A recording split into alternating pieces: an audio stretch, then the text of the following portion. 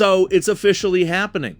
After almost a decade of dominating our living rooms, our flights, and our bathroom breaks, the original Nintendo Switch is finally being put out to pasture. Nintendo just dropped an absolute bombshell announcement confirming that by mid-February 2027, the original Switch, the Switch Lite, and the Switch OLED are being completely discontinued in Europe. No more shipping to retailers, no more selling them on the official Nintendo store. It is the end of an era. But here's the wildest part. This isn't just Nintendo naturally moving on because the Switch 2 is out. No, the original Switch got aggressively taken down by the European Union and a bunch of lawyers weaponizing consumer repair laws. It is a bizarre piece of corporate drama, and honestly, the fallout is going to reshape how we look at handheld gaming hardware forever. Alright, let's break down what actually happened here, because it sounds like a weird fever dream.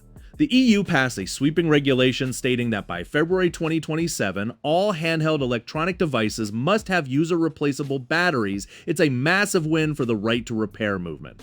And honestly, it's great for sustainability.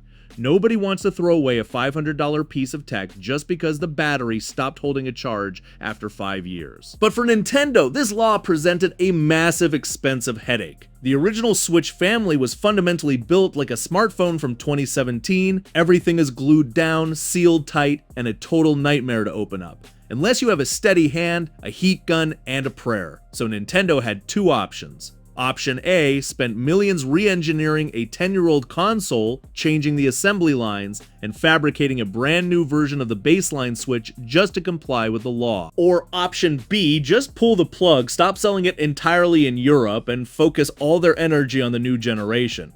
Obviously, they chose Option B. It's a complete corporate mic drop. Instead of fixing the old house, they're just moving into the new one. But it gets funnier. Because the law applies to all handheld electronics, Nintendo is already forced to revise the brand new Switch 2 that just launched. Starting this summer, Nintendo is rolling out updated versions of the Switch 2 console, the new Joy-Cons, and even the Pro controllers in Europe to feature easily swappable batteries. And if you look at the fine print of the tech specs they released, it's hilarious how hard they are trying to make sure nothing changes. The new EU-compliant Switch 2 controllers are literally fractions of a millimeter different, and the new Switch 2 battery is like 1% smaller than the launch model. They are doing the bare minimum homework required to pass the regulation, but because they are upgrading the Switch 2 line, the original Switch is being left behind in the dust. They'll keep manufacturing it through the end of 2026 to clear out stock, but once February 2027 hits, boom, done. If you want a brand new original Switch in Europe after that, you're looking at secondary markets or whatever leftover stock is rotting on a back shelf at a local electronics store. Now, for the hardcore gaming nerds out there, this news hits a very specific nerve. For the past couple of years, the internet has been tracking a legendary slow motion race. Can the Nintendo Switch beat the PlayStation 2 to become the best-selling video game console of all time? The PS2 sits at roughly 160 million units. The Switch has been creeping up on it like a relentless turtle-shelled predator. But by cutting off the entire European market for the original hardware, Nintendo might have just killed that dream entirely. The Switch 2 is backward compatible. It's playing all the massive new games like Pokémon Pokopia, and it completely de-incentivizes anyone from buying the old model. It feels a bit tragic, right?